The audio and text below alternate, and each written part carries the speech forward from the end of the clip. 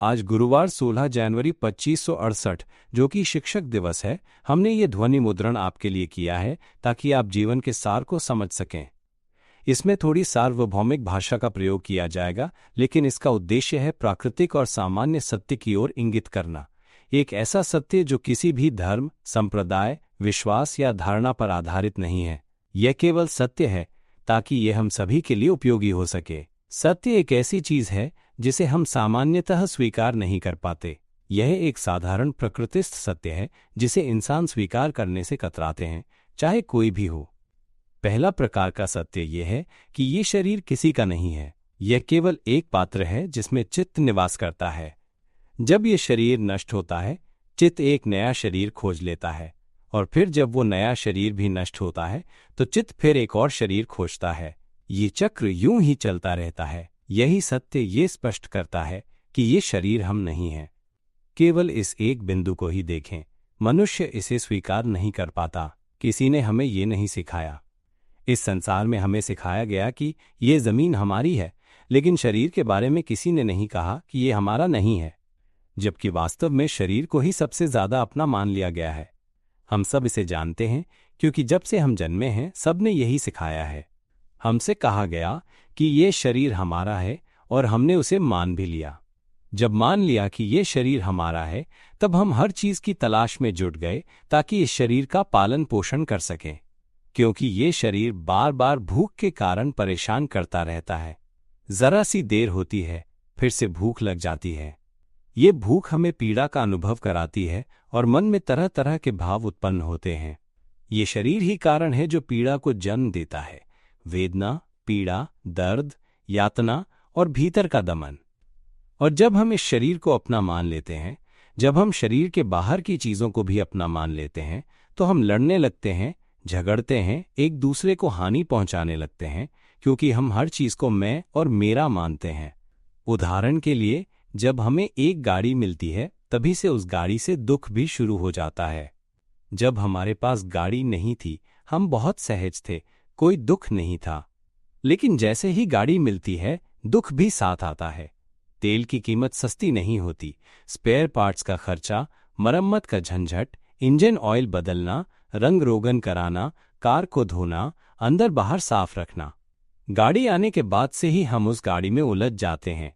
जागने से लेकर सोने तक वही चिंता बनी रहती है। उस गाड़ी के साथ साथ हमारी व्यस्तता भी बढ़ती जाती है। अब जब हम पीछे पलट कर देखते हैं तो पाते हैं कि जिस दिन से हमें ये शरीर मिला, उसी दिन से हम इस शरीर के साथ उलझने लगे। यही मुख्य बात है। ये है सत्य। सवाल यह है कि क्या हम इस सत्य को स्वीकार कर सकते हैं? अगर कोई गाड़ी हमारी नहीं है तो हमें कोई फर्क नहीं पड़ता। वो पुरानी हो जाए तो कोई दुख नहीं। वो खड़ी रहे, सड़ जाए, जंग लगे, हम नहीं दुखी होते क्योंकि वो हमारी नहीं है। लेकिन अगर वही गाड़ी हमारी हो तो जैसे ही उसमें जंग लगने लगे, रंग फीका पड़े, गंदगी या धूल जमे या खरोंच आ जाए, हम दुखी हो जाते हैं। गाड़ी खड़ी भी रहे तो दुख होता है, क्योंकि अगर न चलाएं तो वो खराब हो जाती है। चलाएं तो तेल डालना पड़ता है, ये सब दुख का कारण बनता है। लेकिन अगर वो गाड़ी हमारी नहीं है तो हमें फर्क नहीं पड़ता कि उसमें क्या होता है। इसका अर्थ ये है कि दुख केवल इसलिए है क्योंकि हमने उसे अपना मान लिया। यही है सत्य जिसे हमें स्वीकार करना चाहिए। अब देखें अपने शरीर को। जब हम इस शरीर में आए तब हम कैसे आए, ये किसी को नहीं पता।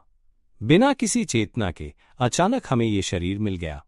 ये मैं तर्क से नहीं कह रहा, ये सीधा सत्य है।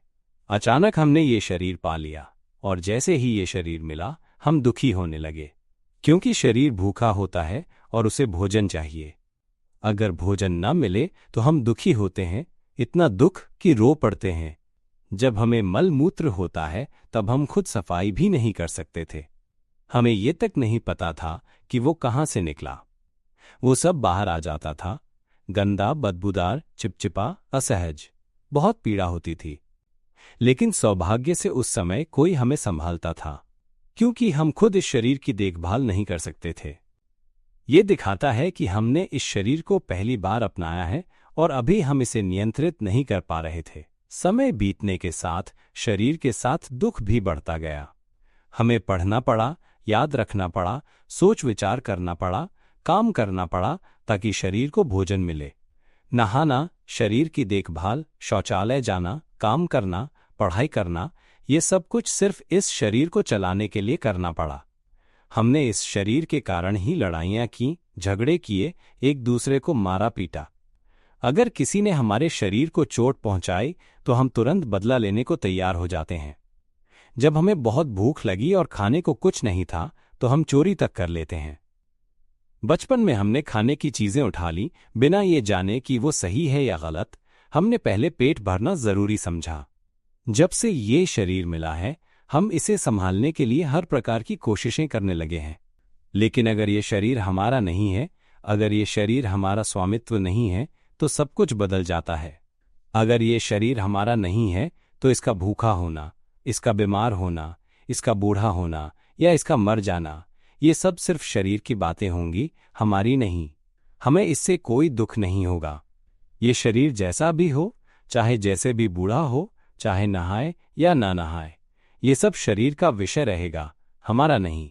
जैसे हम किसी अजनबी को देखते हैं, उसका शरीर गंदा है, वो धूल मिट्टी में पड़ा है, लेकिन हमें उससे कोई दुख नहीं होता क्योंकि वो हमारा नहीं है।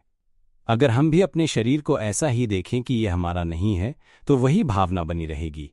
फिर भी ये शरीर उस चित्त का पात्र है जिसमें हम वास करते हैं, तो हम इसकी देखभाल करते हैं लेकिन दुखी नहीं होते। अगर ये शरीर बीमार होता है तो हम उसे आराम देते हैं, दवा लेते हैं।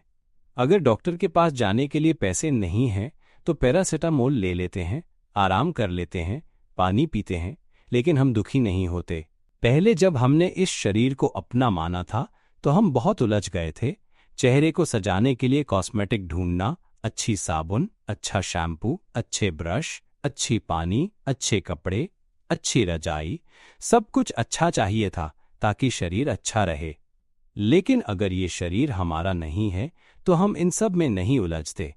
कोई भी टूथपेस्ट चलेगा जो शरीर को नुकसान ना पहुंचाए, कोई भी साबुन चलेगा जो शरीर को साफ रखे, कोई भी कपड़ा चलेगा जो सिर्फ तन ढक सके। हमारा नजरिया बदल जाता है जब हम शरीर से उलझना बंद कर देते हैं, क्योंकि हमें समझ में आता है कि ये हमारा नहीं है। तब मन हल्का हो जाता है, खुल जाता है। इस तरह का ज्ञान कोई हमें सिखाता नहीं। अगर कोई हमें ये हर दिन सिखाए, जब तक हम इसे समझ ना लें तो ये कितना अच्छा होता।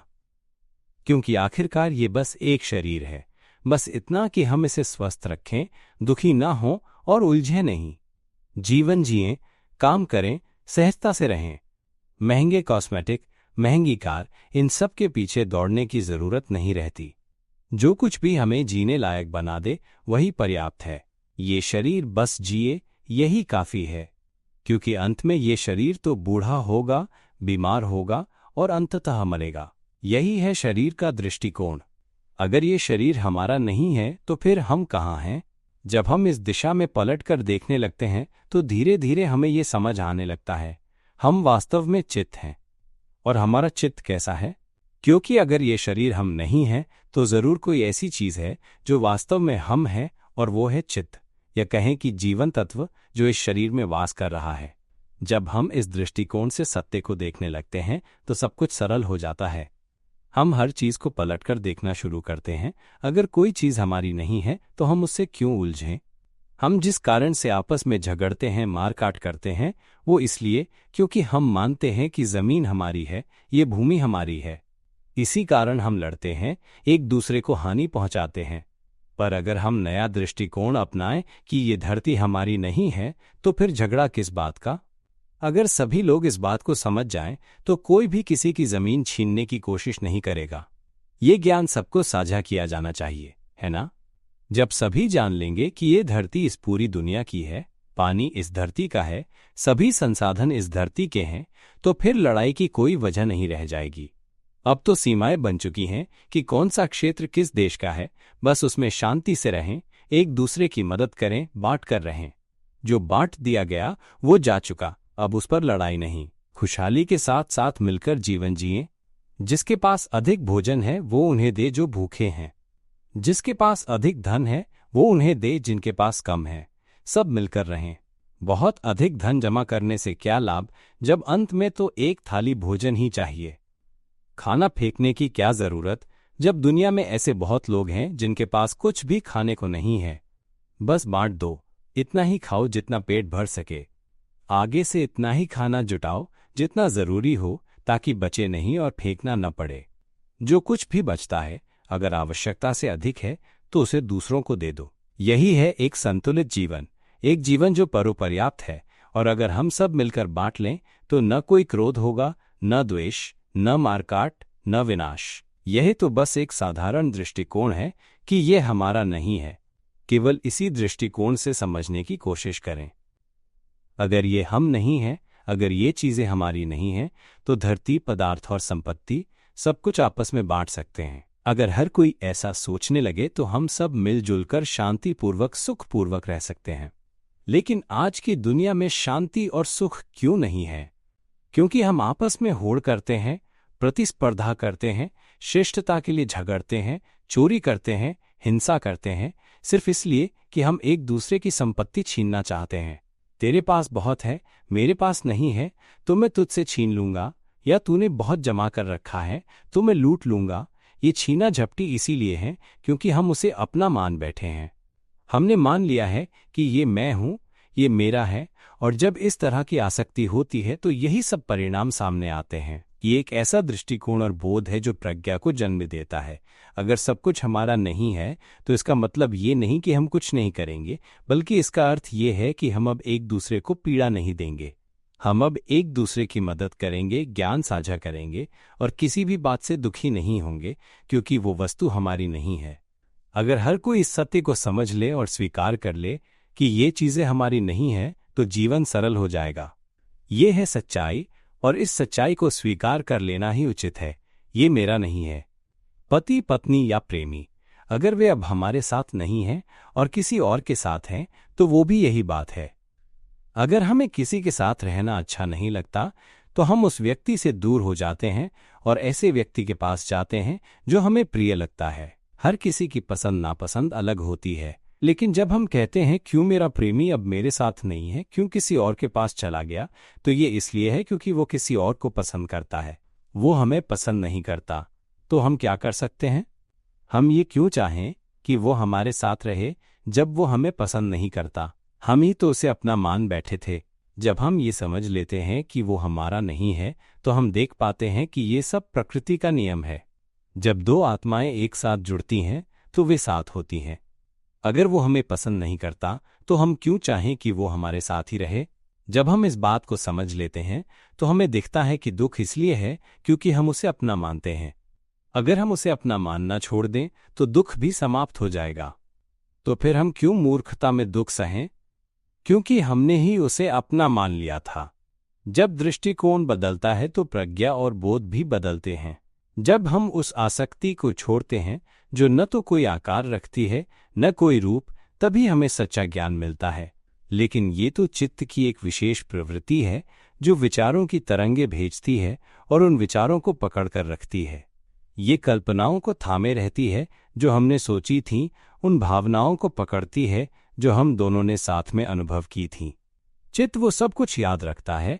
वो हमारे साथ कैसे था, उसने क्या कहा था, हमारे साथ कैसे दृश्य थे, क्या भावनाएं थीं, और फिर हम उन सबको अपना मान लेते हैं। इसका अर्थ है कि चित्त ही तो वो है जो सब कुछ रचता है, माया का निर्माण करता है और उसी में हमें उलझाकर हमें ही डराता है, हमें ही दुख देता है। वास्तव में तो वो व्यक्ति अब हमारे साथ नहीं है। वो तो अब अपने परिवार या अपने प्रियजन के साथ सुखी जीवन बिता रहा है। हमें तो इस बात की खुशी होनी चाहिए कि वो अब प्रसन्न है, लेकिन इसके बजाय हम अपने घर में अकेले पड़े रहते हैं और सोचते रहते हैं कि उसने हमें क्यों छोड़ दिया। ये सब केवल विचारों का खेल है। हम स्वयं ही इन कल्पनाओं को गढ़ते हैं और फिर उन्हें अपना मान लेते हैं और वही हमें दुख देते हैं। क्या आप देख पा रहे हैं? हम ही हैं जो अपनी चित्त की तरंगों से कल्पनाएं, स्मृतियां, आवाजें, दृश्य, भावनाएं, इन सबको वापस खींच लाते हैं और फिर उसी में फंस जाते हैं। हम जागी आंखों से सपना देख रहे हैं और फिर रो रहे हैं, गहरे दुख में डूबकर रो रहे हैं। फिर हम क्या करते हैं? हम क्रोधित हो जाते हैं। क्रोधित होकर स्वयं को ही आहत करते हैं। आखिर दुखी कौन है? हम ही तो हैं जो दुखी हैं। ये दुख कहाँ से आता है? ये उत्पन्न होता है उस क्षण जब हम मन में कोई कहानी रचते हैं जो हमने खुद ही बनाई, खुद को डराने के लिए, खुद को छलने के लिए। ये डर और भ्रम आत्मनिर्मित होते हैं। भूत प्रेत भी इतने भयावह नहीं होते जितना हम स्वयं बन जाते हैं। हम मन में बार बार कहानियां रचते हैं, क्रोधित होते हैं, रोते हैं, फिर से क्रोधित होते हैं, जैसे अपने भीतर आग लगाते हैं। ये ठीक वैसा है जैसे अपने ऊपर पेट्रोल छिड़क कर आग लगा देना, क्योंकि भीतर पहले से ही चिंगारी मौजूद है जिसे हमने खुद ही पैदा किया। ये हमारे चित्त की अज्ञानता को दिखाता है। जब से हमने ये सोचना शुरू किया कि ये शरीर हमारा नहीं है, हम चित्त की ओर लौट आए। और अब देखिए, यही चित्त है जो विचार, स्मृति, भावना, अनुभव और बोध को बनाता है। लेकिन बाहरी दुनिया में कुछ भी हमारा नहीं है। फिर भी क्योंकि हमने ये नहीं जाना, हम बस बैठे रहते हैं, सोचते रहते हैं, बार बार सोचते हैं और उन्हीं विचारों में डूब जाते हैं। चित्र उभरते रहते हैं, आवाजें लौटती हैं और मन कहता है, क्यों वो अब हमारे साथ नहीं है? क्यों उसने वादा किया था लेकिन निभाया नहीं? यही चित्त की माया है, यही अज्ञान है, यही दुख का मूल है। मैंने तो उसे पूरे दिल से प्रेम किया था, लेकिन उसने अपना वादा नहीं निभाया। फिर हम उसे कोसने लगे कि वो बुरा है, अच्छा नहीं है, वो सच्चा पुरुष नहीं है या सच्ची स्त्री नहीं है। पुरुष स्त्रियों को दोष देते हैं, स्त्रियां पुरुषों को सब बराबर करते हैं। हम पड़े रहते हैं, विचारों में डूबे हुए, तनाव में, रोते हुए और दुखी रहते हैं, उन भावनाओं में उलझे जो हमने खुद ही बनाई हैं। जबकि हम तो बस अपने घर में शांति से बैठे हैं, जहां हमें चैन से सोना चाहिए, क्योंकि वास्तव में कुछ भी हमारा नहीं है। लेकिन हम ऐसा नहीं करते। हम वापस सोचने लगते हैं, स्मृतियों को दोहराने लगते हैं, उन बीते घटनाओं को फिर से जीने लगते हैं और कहानी गढ़ते जाते हैं। ये विचार हमें कितना भ्रमित कर सकते हैं, है ना? लेकिन सच्चाई ये है, वो विचार नहीं जो हमें धोखा दे रहे हैं, बल्कि हम स्वयं हैं जो खुद को धोखा दे रहे हैं।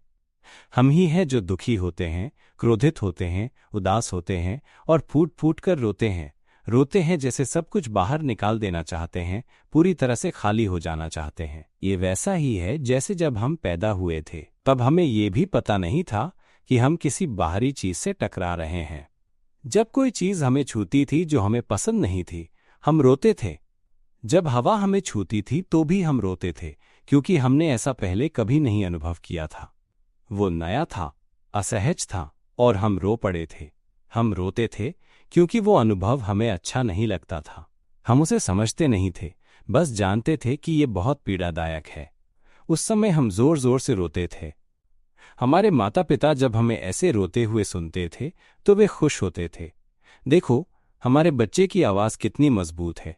और अब जब हम बड़े हो गए हैं, हम वैसे ही फिर से रोते हैं, क्योंकि हमें ये पसंद नहीं आता, हमारी इच्छा के विरुद्ध कुछ होता है और हम उसका प्रतिरोध करते हैं। हम ऐसा क्यों सोचते हैं जबकि हमें ये अच्छा नहीं लगता? हम जानते हैं कि हमें दुख पसंद नहीं, फिर भी हम स्वयं ही उसे रचते हैं। क्या कोई चित्त ऐसा है जिसे दुख अच्छा लगता है? कोई भी नहीं, है ना? जब कोई भी चित्त दुख को पसंद नहीं करता, तो फिर हम उसे क्यों उत्पन्न करते हैं? हमें पता है कि वो अग्नि है, फिर भी हम उसमें कूद पड़ते हैं। हमें मालूम है कि अपने ऊपर तेल छिड़ककर आग लगाना दुखदाई है, फिर हम क्यों ऐसा करते हैं? क्यों हम स्वयं को जलाते हैं? क्या ये अजीब नहीं है? या क्या हमें इसमें कोई संतोष मिलता है? क्या हम कुछ ऐसा करना चाहते हैं जिससे हमें गहरा झटका लगे? या क्या हम अपने आप को इतना अधिक पीड़ा देना चाहते हैं कि अंततः सत्य को देख सकें? क्या हम दुख को चरम तक पहुंचाकर ये देखना चाहते हैं कि क्या हम उसे छोड़ सकते हैं? यदि हम इस बिंदु को गहराई से देखें तो ये हमारे चित्त के बारे में बहुत कुछ बताता है। हमारे चित्त में ऐसी प्रवृत्ति क्यों है जो इन सभी ध्वनियों को उत्पन्न करती है? हम सोचते हैं, उसकी याद आती है। अकेले लेटे हुए उसकी तस्वीरें मन में आती हैं, उसके शब्द, उसकी हरकतें, उसका बदलना। वो जब हमें अनदेखा करता था, जब वो दूर हुआ, ये सब यादें लौट आती हैं। मन खुद ही एक फिल्म चला देता है। देखो, तुम्हारा प्रेमी अब किसी और के साथ है। देखो, वो वादा जो उसने किया था वो पूरा नहीं किया। देखो, अब वो तुम्हें नहीं चाहता। जैसे कोई आंतरिक प्रकृति है जो लगातार छवियां दिखा रही है, आवाजें सुना रही है और हमें उन्हीं में बहा ले जा रही है। और नित्य सच्चाई यही है, हम ही हैं जो ये सब रच रहे हैं। हम ही हैं जो ये कहानियां बना रहे हैं और खुद को ही पीड़ा दे रहे हैं। हम अपने आप को क्यों जलाते हैं? क्यों दुख की आग में जलते हैं? क्या ये अत्यंत मूर्खता नहीं है? अगर इसे मूर्खता नहीं कहा जाए तो फिर क्या कहा जाए? ये तो घोर अज्ञानता है। हम अपने घर में बैठे हैं, सब कुछ शांत है और वास्तव में कुछ भी हमारा नहीं है। ये बहुत ही सुकूनदायक स्थिति है। क्या हम इस सत्य को स्वीकार कर सकते हैं कि जब कुछ भी हमारा नहीं तो जीवन वास्तव में बहुत ही हल्का और मुक्त हो जाता है? कल्पना कीजिए, अगर ये शरीर हमारा न हो, अगर केवल एक जीवन हो जो बिना किसी रूप के हो, पूर्णतः खाली, पारदर्शी, निर्मल, शांत, मुक्त, हल्का, जागृत और भीतर से प्रसन्न हो, जो स्वतंत्र हो, उज्ज्वल हो और संपूर्ण ब्रह्मांड में विलीन हो, तो क्या ये श्रेष्ठ नहीं होगा? अगर कोई रूप नहीं होता तो कितना सुकून होता। न कोई आवाज होती और न ही किसी आवाज की जरूरत होती, न किसी विचार की जरूरत होती, न कोई विचार ही होता, न कोई कल्पना होती, न कोई भावना, कोई अनुभव, कोई स्मृति, इनमें से कुछ भी नहीं होता। केवल एक निर्मल जीवन होता जो पवित्र होता और ब्रह्मांड से एकाकार होता। निर्मलता शब्द ही अपने आप में संपूर्ण होता। ये केवल शुद्धता होती, ऐसी शुद्धता जिसमें कोई दुख नहीं होता। भला इससे अधिक उत्तम और क्या हो सकता है? और यही है चित्त, हमारा मूल, हमारा पवित्र तत्व, जो बस खोजे जाने की प्रतीक्षा कर रहा है। लेकिन इस अवस्था में पहुंचने से पहले ये चित्त जो शून्य है, आकारहीन है, ये नहीं जान सकता कि ये क्या है। हमें ये नहीं पता कि हम क्या हैं, इसलिए हमें एक साधन की आवश्यकता पड़ती है जिससे हम सब कुछ जान सकें और ये जान सकें कि हम कौन हैं।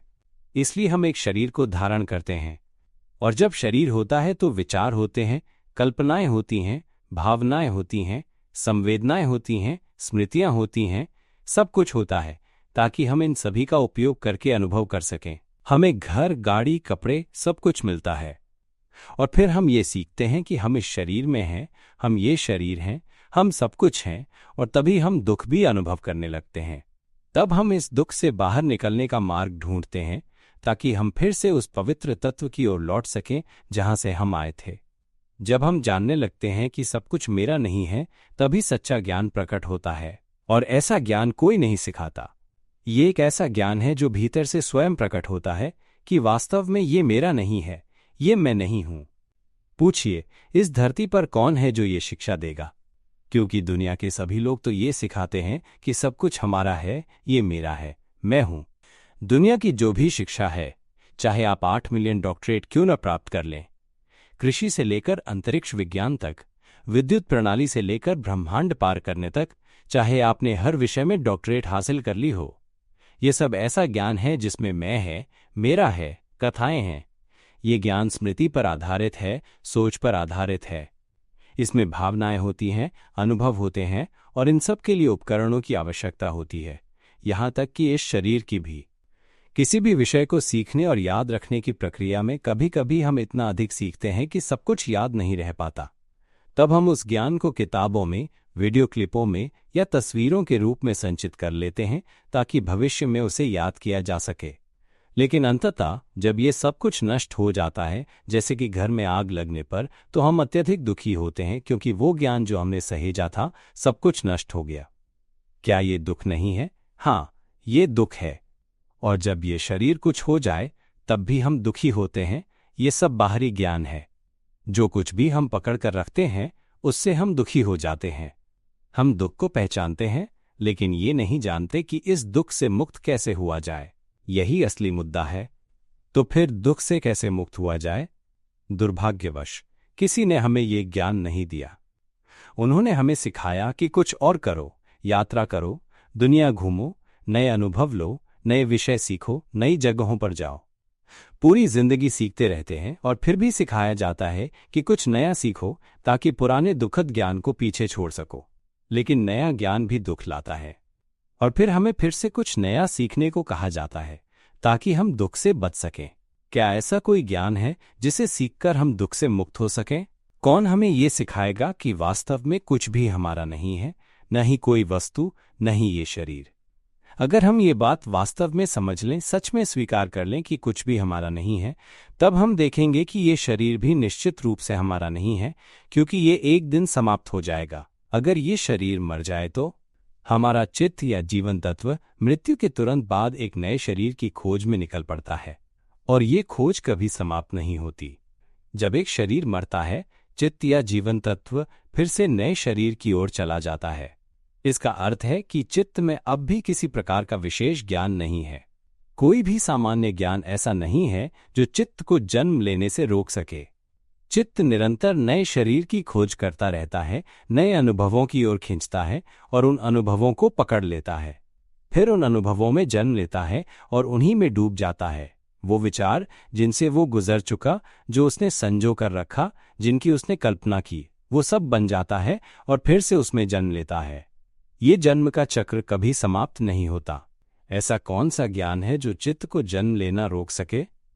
जिन मनुष्यों ने पूर्ण ज्ञान को प्राप्त किया है, उन्होंने बताया है कि वास्तव में कुछ भी हमारा नहीं है। कोई भी वस्तु, कोई भी अस्तित्व हम नहीं हैं। तो चलिए हम इस ज्ञान के साथ प्रयोग करके देखें। ये ऐसा ज्ञान है जो धीरे धीरे भीतर की ओर लौटाता है और दिखाता है कि ये सब वास्तव में हमारा नहीं है। यह कोई विश्वास की बात नहीं है, बल्कि एक सत्य है जो प्रत्यक्ष रूप में प्रकट होता है। योजक चिन्ह। जैसा कि बताया गया है, ये शरीर निश्चित रूप से बूढ़ा होगा, बीमार होगा और अंततः मरेगा। इसलिए इससे दुखी होने की कोई आवश्यकता नहीं है, क्योंकि ये शरीर हमारा नहीं है। जब हम वास्तव में ये समझ जाते हैं कि इससे दुख क्यों करना, तब ये सब समाप्त हो जाता है। शरीर को जाने दें, उसे मुक्त कर दें और भीतर की ओर लौटें, ये जानने के लिए कि ये हम नहीं हैं। ये ज्ञान कोई नहीं सिखाता और शायद ही कोई इसे सीखने का साहस करता है, क्योंकि ये ज्ञान स्व की धारणा को पूरी तरह समाप्त कर देता है। तो फिर दुख नहीं रहता। जिस क्षण चित्त इस सत्य को देख लेता है, ये वैसा ही है जैसे ये देख लेना कि वो गाड़ी हमारी नहीं है। चाहे वो गाड़ी जर्जर हो जाए, उसमें आग लग जाए या वो नष्ट हो जाए, हमें कोई दुख नहीं होता, क्योंकि वो हमारी नहीं है। यदि ये ध्वनि हमारी नहीं है, तो वो कैसी भी सोच रखे, वो हमारी नहीं है। कोई कुछ भी कहे या अपशब्द बोले, वो केवल एक ध्वनि है। वो ध्वनि आती है और चली जाती है। जब हम देख लेते हैं कि उस ध्वनि का कोई स्वरूप नहीं है, कोई उसका मालिक नहीं है, वो केवल एक हवा की तरह है जो बहती है और लुप्त हो जाती है। मनोदृश्य भी ऐसा ही है। वो हमारी आवाज नहीं है, हमारा मनोदृश्य नहीं है। भावना भी हमारी भावना नहीं है। कोई भी चीज जो इस समय महसूस हो रही है, वो हम नहीं है। वो अपने आप जानती है। ये समझ भी हमारी नहीं है, वो अपने आप समझ रही है। ये स्मृति भी हमारी नहीं है, वो अपने आप स्मरण करती है, और यदि नहीं करती तो भी वो अपनी ही प्रक्रिया में है। उसे शंका हो या स्पष्टता हो, वो भी उसकी ही प्रक्रिया है। कुछ भी हम नहीं है, और जब कुछ भी हम नहीं है, तब सब कुछ स्वतंत्र हो जाता है। जब चित्त इसे देखता है और समझता है, तब ये समझ विकसित होती है कि बाहरी सभी वस्तुएं हम नहीं हैं, सारे उपकरण हम नहीं हैं। फिर हमारे पास क्या बचता है? बस वही हल्कापन, शून्यता, केवल एक जीवन जो रिक्त है, निर्मल है, पवित्र है। यहां तक कि वो जीवन तत्व जो रिक्त है, पारदर्शी है और पवित्र है, वो भी हम नहीं है। उसका कोई स्वामी नहीं है, केवल एक पवित्र जीवन तत्व ही है। हम वही पवित्र जीवन तत्व हैं जो कुछ भी नहीं है, जो किसी रूप में नहीं बंधा है। यही ज्ञान वास्तव में ज्ञान है। जब चित्त जान लेता है कि वो स्वयं पवित्र तत्व है, तब वो नए शरीर की तलाश नहीं करता, क्योंकि उसे कोई कारण नहीं दिखता कि उसे शरीर क्यों धारण करना चाहिए। जब भी वो शरीर को अपनाता है, तो उसे दुख भोगना पड़ता है, क्योंकि शरीर हम नहीं है। हमने उसे त्याग दिया है। शरीर हम नहीं है। ध्वनि, मनोदृश्य, भावनाएं, अनुभूति और समस्त ज्ञान, इनका कोई वास्तविक स्वरूप नहीं है। ये हम नहीं है। जब चित्त इस सत्य को जान लेता है, तब यही ज्ञान चित्त के भीतर गहराई तक समा जाता है। ये समझ भीतर तक पहुंचती है। चित्त स्वयं ही इस जागरूकता को जन्म देता है कि वो स्वयं एक पवित्र पारदर्शी जीवन तत्व है जो अब कुछ भी नहीं है और अब किसी चीज का सहारा नहीं लेता। हम रुक चुके हैं। यदि इस संसार में ऐसा ज्ञान सिखाया जाने लगे, तो यहाँ केवल हल्कापन रहेगा, शांति रहेगी और दुख समाप्त हो जाएगा, है ना? यही तो वो ज्ञान है जिसकी चित्त को वास्तव में आवश्यकता है। इसलिए इस ज्ञान को घोषित किया जाना चाहिए ताकि हर कोई इसे सुन सके। क्या हम इतनी हिम्मत रखते हैं कि इस सत्य को स्वीकार कर सकें कि कुछ भी हम नहीं है? जब कुछ भी हम नहीं बचता, तब एक ऐसा स्वाभाविक स्वरूप बचता है जो निर्मल, पारदर्शी और पवित्र होता है, जो पहले से ही हमारे भीतर विद्यमान है, केवल खोजे जाने की प्रतीक्षा में है। और जब ये खोज पूरी होती है तब जागरण होता है, आनंद प्रकट होता है। आइए अब फिर से उसी स्थिति पर लौटें जब आप घर पर आराम से लेटे होते हैं, अकेले होते हैं और सब कुछ ठीक ठाक होता है, फिर भी वो स्थिति पसंद नहीं आती। आप मेरी बात सुनते हैं, समझते भी हैं, कोई संदेह नहीं होता, और फिर भी आप सहज नहीं रहते। जो कुछ मैंने साझा किया उसे भी ध्यान से नहीं सुनते। लेटे लेटे अचानक विचार उठने लगते हैं और ये भी नहीं जान पाते कि सोच रहे हैं। लेटे ही विचार चालू हो जाते हैं, क्योंकि भीतर ये विश्वास गहराई से बैठा है कि हम इंसान हैं। क्यों हम ये मानते हैं कि हम मनुष्य हैं? क्योंकि किसी ने कभी हमें सिखाया ही नहीं, बताया ही नहीं, समझाया ही नहीं, है ना? इसलिए जब तक पूरी समझ नहीं आती, हम अपनी प्रवृत्ति और आदतों के अनुसार सोचते रहते हैं। लेटे होते हैं और सोचने लगते हैं। उसकी बातें याद आने लगती हैं। उसने वादा किया था, फिर क्यों बदल गया? क्या वो वादा बेकार था? जो पल हमने साथ बिताए, क्या उनका कोई अर्थ नहीं? फिर मन में आवाजें उठती हैं, क्या उसे नहीं पता कि मैं उससे कितना प्रेम करता हूं? ये आंतरिक आवाज विचारों को गूंथती है, सोच को ध्वनि में बदलती है, कहानियां गढ़ती है। और फिर मनोचित्र उभरते हैं, जैसे कोई अंदर बैठा हो जो विचार कर रहा है, कोई जो चित्र बना रहा है और हमें बहका रहा है। ये चित्र तेजी से बदलते हैं, पल पल में, जैसे कोई फिल्म चल रही हो कि उसने हमें छोड़ क्यों दिया, वह हमारे साथ क्यों नहीं रहा। वह आवाज फिर कहती है, देखा, उसने तुझे छोड़ दिया। वो तुझसे कभी प्यार नहीं करता था। उसने तुझे ऐसे कैसे ठुकरा दिया? तू तो उसे इतना चाहता था, और उसने क्या किया? ये आवाज बार बार यही दोहराती है, तर्क देती है, भीतर ही भीतर कहानियां गढ़ती है और हमें धोखे में रखती है। ऐसा लगता है मानो हम जानबूझकर दुख में डूब जाना चाहते हैं, पूरी तरह से, अंत तक। हमने इस जीवन में जन्म इसलिए नहीं लिया कि हमें कुछ पाना था। क्या तुम जानते हो? वास्तव में जब हम इस शरीर का सहारा लेते हैं, जब हम विचारों, भावनाओं, अनुभूति और इन सभी उपकरणों को अपनाते हैं, तो चित्त का एक ही लक्ष्य होता है, और वो भी एक मूर्खतापूर्ण लक्ष्य कि वो दुख को पूरी तरह अनुभव करना चाहता है। हम किसी भी चीज को तब तक नहीं छोड़ते जब तक कि हम उससे पूरी तरह से दुखी ना हो जाएं, और तभी हम उसमें से बाहर आने का साहस कर पाते हैं। क्या तुम्हारे साथ ऐसा हुआ है? मेरे साथ हुआ है। और तभी मुझे समझ में आया कि हम जन्म क्यों लेते हैं। क्या हम दुख के लिए जन्म लेते हैं? हाँ, हम स्वयं ही दुख को चाहते हैं, कोई और हमें दुख नहीं देता। हम खुद ही दुख की ओर बढ़ते हैं। हम कुछ ऐसा करना चाहते हैं जिससे हमें पूरी तरह दुख पहुंचे, ताकि हम उस चीज को छोड़ सकें। लेकिन हम ये नहीं जानते कि उसे कैसे छोड़ा जाए। हमारे पास केवल एक ही उपाय होता है, हमें उस चीज से पूरी तरह दुखी होना होता है, तभी हम उसे छोड़ सकते हैं। ये भावना मेरे साथ बचपन से थी, लेकिन तब मैं नहीं समझता था कि ये क्या है। बस इतना महसूस होता था कि हम जन्म लेते हैं केवल दुख के लिए। क्या तुमने ये देखा है कि हमें कुछ नया अनुभव करने की इच्छा होती है, लेकिन असल में वो अनुभव हमें दुख देने वाला होता है? मान लो कि हमें एक कार चाहिए। हमारे पास पैसे नहीं हैं, लेकिन फिर भी हम कार चाहते हैं। हमें पता है कि अगर हमने कार ले ली तो हमारे पास पैसे नहीं बचेंगे और हम अत्यंत दुख में पड़ जाएंगे। फिर भी हम दुख झेलना चाहते हैं। हम देखना चाहते हैं कि कितना अधिक दुख झेला जा सकता है। तो हम क्या करते हैं? हम सब कुछ बेचकर वो कार खरीद लेते हैं। तनख्वाह भी खत्म हो जाती है, खाने को भी कुछ नहीं बचता। लेकिन सोचते हैं जो होगा देखा जाएगा। और जब हमारे पास कार आ जाती है, तब पता चलता है कि बात वैसी नहीं थी जैसी हमने सोची थी। अब समस्याएं सामने आने लगती हैं। जैसे कि खर्चों की बात है। ये कोई सामान्य दुख नहीं है, बल्कि ऐसे दुख हैं जिनमें शर्मिंदगी भी जुड़ी होती है। उधार मांगना पड़ता है, लोगों से पैसे लेने पड़ते हैं, माता पिता से कहना पड़ता है कि कुछ बेच दो ताकि हम कर्ज चुका सकें, कुछ संभाल सकें।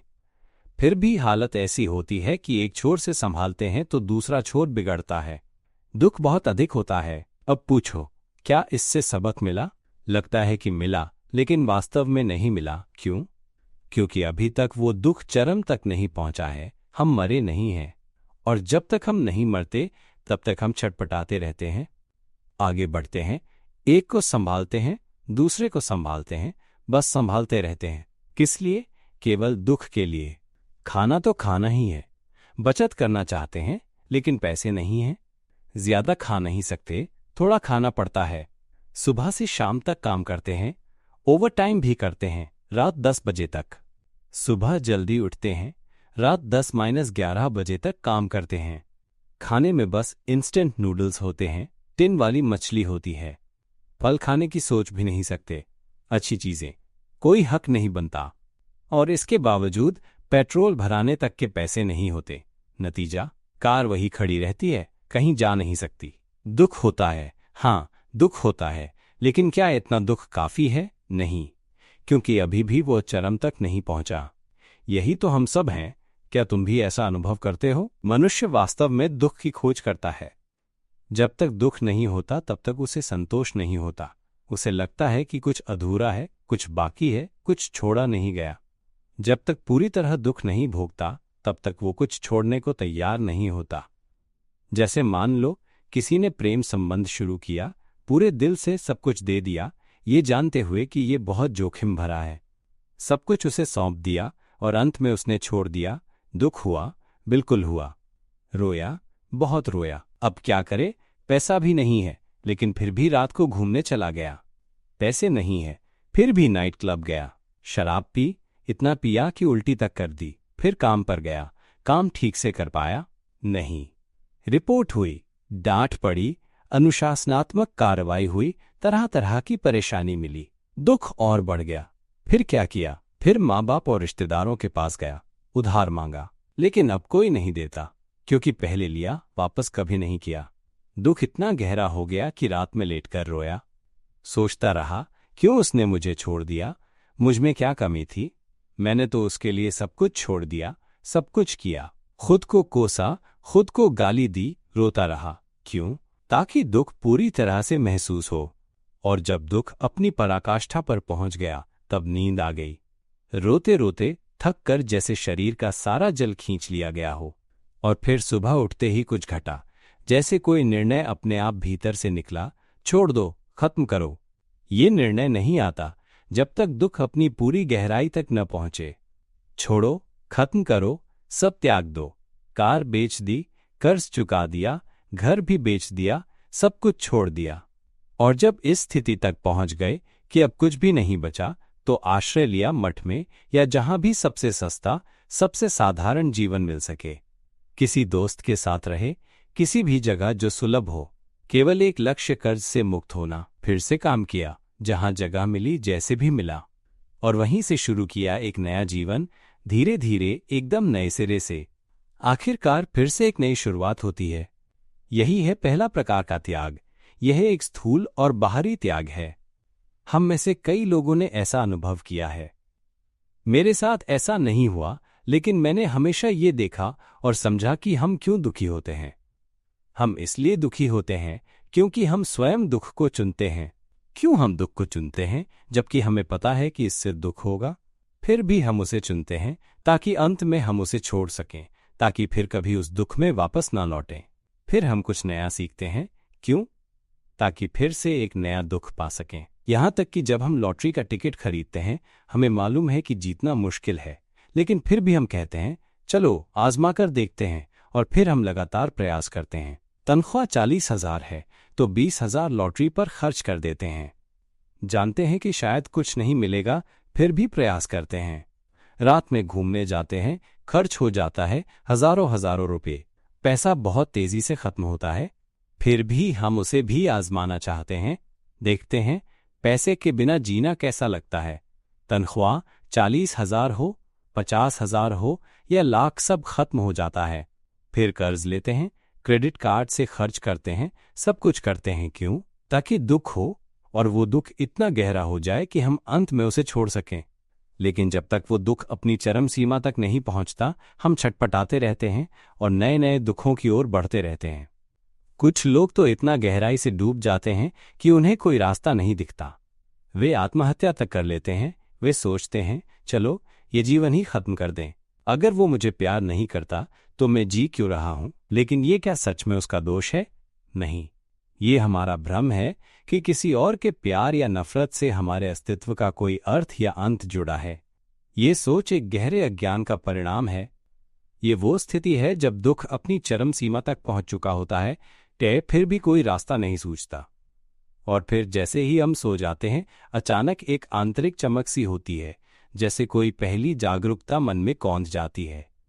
वही पहली जागृति जो गहराई से उठती है, वो निर्णय लेती है, और अधिकांश बार वो एक कठोर निर्णय होता है।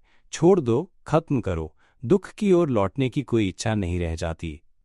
चित्त की दिशा ही बदल जाती है, एक नया दृष्टिकोण पैदा होता है। हालांकि अभी भी ये केवल सामान्य प्राणी की अवस्था है, कोई पूर्ण जागृति नहीं। लेकिन यदि जागृति पूर्ण हो तो वो चित्त यह जानने लगता है, क्या कोई मार्ग है जिससे हम इस दुख से मुक्त हो सकें? हम ही क्यों ये सब कल्पनाएं बनाते हैं और फिर खुद ही दुख में डूब जाते हैं? हम ही सोचते हैं, कल्पना करते हैं, फिर भावनाएं उत्पन्न करते हैं और फिर उन भावनाओं में डूब जाते हैं। हम ही ये सब करते हैं, हम ही ये सब करते हैं और फिर अकेले ही दुखी होते हैं। फिर ये प्रश्न उठता है, हम जन्म ही क्यों लेते हैं ताकि दुख पा सकें? हम इतने मूर्ख क्यों हैं कि बार बार दुख में फंसते हैं? दुख की कोई वास्तविक सत्ता नहीं है, फिर भी हम उसे गढ़ते हैं और खुद ही दुखी हो जाते हैं। इसका अर्थ है कि ये चित्त अब भी अज्ञान से ढका हुआ है। इसलिए इस चित्त को ज्ञान से भरना होगा, बुद्धि से जागृत करना होगा, ताकि हम जान सकें कि क्या हम ये सब बदल सकते हैं, तो क्यों ना हम इसे बदलें। यदि हम देख सकें कि ये शरीर हमारा नहीं है, जैसा पहले कहा गया, ये शरीर तो बूढ़ा होगा, बीमार होगा और अंत में मरेगा ही। ये बहुत देर तक नहीं टिकेगा, ये हम नहीं हो सकता। हम इसे रोक नहीं सकते कि ये बूढ़ा ना हो, बीमार ना हो या कि इसे कैंसर ना हो। हम ये नहीं कह सकते कि ये हाई ब्लड प्रेशर, डायबिटीज या चक्कर न खाए। ये तमाम रोगों से भरा हुआ है और अंततः ये मर ही जाएगा। अगर ये शरीर हमारा नहीं है तो आगे देखो, भावनाएं। अगर भावनाओं का कोई वास्तविक स्वरूप नहीं है, अगर वे भी हम नहीं हैं, तो वास्तव में उनका कोई अस्तित्व नहीं है। भावनाएं छूने योग्य नहीं हैं, उन पर किसी का अधिकार नहीं है। लेकिन फिर भी हम उन्हें पकड़ लेते हैं, उनसे चिपक जाते हैं। क्यों हम ऐसा करते हैं? सुख की भावना हो तो भी वो उसकी ही प्रकृति है, दुख की भावना हो तो भी वो उसकी ही प्रकृति है। हमें बस इतना करना है, देखना और समझना कि भावना केवल एक स्वाभाविक प्रक्रिया है। जब विचार और कल्पना हमारे अनुसार चलते हैं तो सुख की भावना उत्पन्न होती है। जब वे अपेक्षा के विरुद्ध होते हैं तो दुख की भावना उत्पन्न होती है। भावनाएं विचारों और कल्पनाओं के परिणाम स्वरूप स्वाभाविक रूप से उत्पन्न होती हैं और फिर हम उनमें डूब जाते हैं। लेकिन जब हम देख लेते हैं कि भावनाएं केवल प्रकृति का एक खेल हैं, वे स्वयं उत्पन्न होती हैं और स्वयं ही समाप्त हो जाती हैं, तब हम समझ पाते हैं कि यहाँ चिपकने जैसा कुछ भी नहीं है। यहाँ तक कि सोच विचार भी, वे अपने आप उत्पन्न होते हैं और लुप्त हो जाते हैं अपनी ही प्रकृति से। जब हम ये देख लेते हैं कि ये विचार है, ये कल्पना है, तो समझ में आता है कि ये सब स्वाभाविक प्रक्रियाएं हैं जो अपनी गति से चल रही हैं, वे हम नहीं हैं। तब हम सच्चाई को उसी रूप में देखना सीखते हैं, न कि किसी विश्वास के रूप में, बल्कि प्रत्यक्ष अनुभव के रूप में। ये वही सच्चाई है जिसे हम देख सकते हैं जब हम वास्तव में उसे देखने का साहस करते हैं। ये शरीर हमारा नहीं है। अगर ये भावना भी हमारी नहीं है, तो जब हम उसे सीधा सपाट देख लेते हैं, तब हम जान जाते हैं कि ये वास्तव में हमारा नहीं है। यह विचार अपने आप उठता है, फिर हम क्यों उसमें बह जाते हैं? क्यों हम उसे पकड़ लेते हैं? हम हर कुछ बन जाते हैं। क्यों हम विश्वास कर लेते हैं? क्यों हम इन सब चीजों में बह जाते हैं? क्यों हम भावनाओं में डूब जाते हैं? क्यों हम शांति में भी डूब जाते हैं? क्यों हम इस आवाज में बह जाते हैं? इस ध्वनि, इस मनोचित्र, इस भावना, इस अनुभूति, इस स्मृति, इन सब में क्यों बह जाते हैं? क्योंकि हम मानते हैं कि ये सभी चीजें किसी रूप में मौजूद हैं, उनका कोई स्वभाव है, वे किसी की हैं। लेकिन जब हम उन्हें वास्तव में देखने लगते हैं तो क्या पाते हैं? कि इनका कोई स्वरूप नहीं है, कोई आकार नहीं है। वे तो बस कुछ घटनाएं हैं, कुछ स्थितियां हैं जो अपने आप कार्य कर रही हैं। वे आती हैं और चली जाती हैं, स्वयं ही प्रकट होती हैं, स्वयं ही मिट जाती हैं। यही है सत्य को वैसे ही जानना जैसा वो है। यदि हम केवल इतना भर देख सकें, सत्य को वैसे जैसा वो है, तो चित्त अपने आप ढीला हो जाता है, खुलने लगता है, हल्का हो जाता है, शांति और सहजता का अनुभव होने लगता है। और जब ये समझ और भी गहराई तक पहुंचती है कि ये सब कुछ वास्तव में हमारा नहीं है, तब चित्त और अधिक मुक्त होने लगता है। अगर ये आवाज हमारी नहीं है तो फिर हम कहाँ हैं? यदि ये मनोचित्र हमारा नहीं है तो हम कहाँ हैं? यदि ये सारी भावनाएं हमारी नहीं हैं तो हम कहाँ हैं? जो कुछ इस क्षण जान रहा है वो स्वयं ही जान रहा है, तो फिर हम कहाँ हैं? यदि हम केवल इतना ही देख लें कि इन सभी में से कुछ भी हमारा नहीं है, तब ये सब कुछ हल्का हो जाता है, सहज हो जाता है, मुक्त कर देता है। और फिर वही क्षण आता है जब एक आंतरिक विस्फोट होता है, एक मुक्त अवस्था प्रकट होती है। आंसू गिरते हैं निरपेक्ष करुणा से, एक प्राचीन निर्मलता से। ये कितना पारदर्शी है, कितना शुद्ध है, कुछ भी नहीं बचा, कुछ भी नहीं है। ये बस है खुले हुए, मुक्त, हल्के, पारदर्शी, पवित्र, पूरे ब्रह्मांड के साथ एक हो गया। फिर ये प्रश्न उठता है, क्या वास्तव में कुछ भी हमारा है? एक पूर्ण अंतर्ज्ञान जागृत होता है हृदय के भीतर, और तब ये प्रश्न भी उठता है, हम भटकते क्यों रहे? ये उस प्रकार की विवेकशीलता है जो पहचानती है कि कुछ भी मेरा नहीं है। हम धीरे धीरे पीछे हटते जाते हैं और अंततः जब हम इस स्थिति तक पहुंचते हैं, पूर्ण रूप से मुक्त, तो दुख का कोई अस्तित्व नहीं रह जाता, क्योंकि जहां मैं नहीं रहता वहां कोई संघर्ष भी नहीं रहता। और तब हम इस संसार में रहते हैं शांति और सौम्यता के साथ। और फिर जब हम पीछे मुड़कर देखते हैं उस समय को जब हम अत्यधिक दुखी थे, जब कोई हमें छोड़ गया था, और तब हम बहुत दुखी थे, अब उसे देखकर कहते हैं, ओह, हम कितने मूर्ख थे। हम क्यों उस चीज के लिए दुखी हुए जो हमारी कभी थी ही नहीं? हम अपनी ही मूर्खता को देख पाते हैं, उस कहानी को जिसमें हम डूब गए थे, जो बीत चुकी थी। और अब यही बातें हमें दुनिया के सामने खोलनी है, साझा करनी है कि हमने क्या अनुभव किया है, क्योंकि हम सबने ऐसे ही कुछ न कुछ भोगा है। हमारा दुख हमारे ही निर्माण का परिणाम था, हमारे ही विचारों, हमारे ही कल्पनाओं, हमारे ही भावों और उस सब में डूब जाने का परिणाम था, जो कुछ ये शरीर रचता है, दिखाता है और जिससे हम चिपक जाते हैं। जबकि वास्तव में इन सब में से कुछ भी हम नहीं हैं, फिर भी हम इन्हें अपना मानकर दुखी होते हैं। हमें ये बात सबको बतानी चाहिए, यही है कारण कि हम सब दुखी होते हैं, केवल इसी कारण।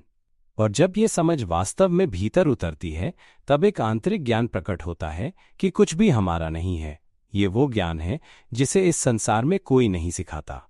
अगर इस संसार के हर व्यक्ति को ये ज्ञान मिल सके कि कुछ भी हमारा नहीं है, और वो ये सीख अपने भीतर से, अपनी जागरूकता से, भीतर की सच्चाई को देखकर प्राप्त कर सके, तो सब कुछ बदल सकता है।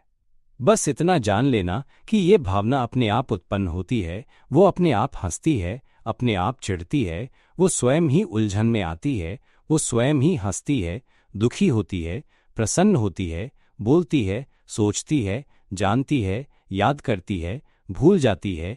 ये सब कुछ अपने आप होता है। केवल जागरूक होकर इन्हें देखना, इस सच्चाई को समझना कि ये सब कुछ स्वाभाविक है, ये हम नहीं हैं। और जब ये समझ भीतर पूरी तरह उतरती है, जब चित्त वास्तव में स्वीकार करता है कि ये हमारा नहीं है, तब वो स्वतः मुक्त हो जाता है। तब भीतर सच्ची निर्मलता का अनुभव होता है, आंखों से आंसू बहते हैं, सभी संदेह समाप्त हो जाते हैं। भीतर गहराई से हल्कापन, मुक्तता, आनंद और गहन शांति का अनुभव होता है, जो 2 दिन 3 दिन तक भीतर बना रहता है। ये ज्ञान वो ज्ञान है जो किसी किताब में नहीं लिखा गया है, ये किसी स्कूल में नहीं पढ़ाया जाता, न ही इस धरती के किसी भी शैक्षणिक संस्थान में। लेकिन अगर ये शिक्षा हर कक्षा में सिखाई जाती, तो हर बच्चा इस शुद्ध जीवन तत्व को जान सकता था, और तब वो किसी भी चीज से दुखी नहीं होता। यही है वो सत्य जिसे पूरी दुनिया के सामने प्रकट करना चाहिए। यही है वो ज्ञान जो सिखाता है कि इस संसार में कुछ भी हम नहीं है, न ही किसी वस्तु पर हमारा स्वामित्व है। ये वह ज्ञान नहीं है जिसे इसलिए सीखा जाए कि ये मेरा ज्ञान है, मैंने ये जाना है, मैंने ये समझा है, मैंने ये पाया है। सब कुछ मेरा। मैं बहुत जानता हूं, मैं बहुत समझता हूं, मैं बहुत योग्य हूं। और अंततः इस प्रकार का ज्ञान अधिक पैसा लाता है। यह पैसा मेरा है। फिर क्या होता है? जब ज्ञान बहुत अधिक हो जाता है, तब व्यक्ति एक ऐसा बन जाता है जिसे बहुत प्रतिष्ठा मिलती है, बहुत यश मिलता है, लोग उसकी प्रशंसा करते हैं। मैं अच्छा हूं, मैं महान हूं, लोग मेरी प्रशंसा करते हैं। लाभ, सम्मान, धन, सब कुछ आने लगता है। अधिकार, प्रभाव, सत्ता, ये सब बढ़ते जाते हैं और फिर सब कुछ केवल मैं और मेरा बन जाता है और तब हम उसी मैं और मेरा में दुखी होते हैं। लेकिन ये वो ज्ञान है जिसमें कुछ भी मैं नहीं है, न ही मेरा है, और इसलिए इसमें कोई दुख नहीं रहता। दुख से मुक्ति केवल उसी को मिलती है जो इस ज्ञान को सीखता है। कुछ भी हमारा नहीं है, कुछ भी हम नहीं हैं। यहीं पर इसे विराम देते हैं। कामना है कि हम सभी को ये सत्य शीघ्रता से, तात्कालिक रूप से, पूरी तरह स्पष्ट रूप में प्रकट हो, सबको, हर एक को।